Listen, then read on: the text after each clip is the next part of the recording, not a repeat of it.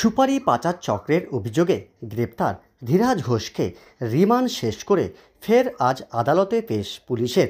গত 21শে জুন নকশালবাড়ি থানার পুলিশের হাতে গ্রেপ্তার সুপারি পাচার চক্রের কিংপিং ধীরাজ ঘোষ।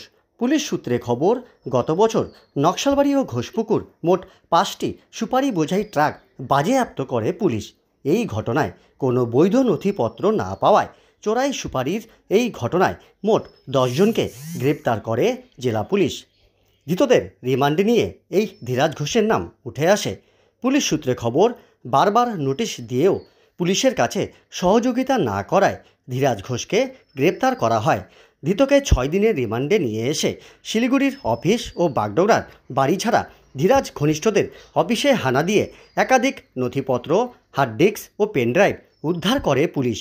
প্রসঙ্গত, গত 8 মাস আগে এই ধীরাজ ঘোষ জিএসটি ফাঁকি দিয়ে একাধিক সামগ্রী পাচার করার অভিযোগ করেন স্বয়ং রাজ্য বিজেপির সভাপতি সুকান্ত মজুমদার।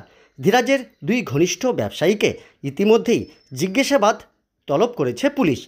এর মধ্যে একজন জিজ্ঞাসাবাদে হাজির হলেও আরও একজন এখনও আসেনি বলে খবর। এদিন ফের শিলিগুড়ি মহকুমা আদালতে নতুন করে রিমান্ডের আবেদন করবে নকশালবাড়ি থানার পুলিশ।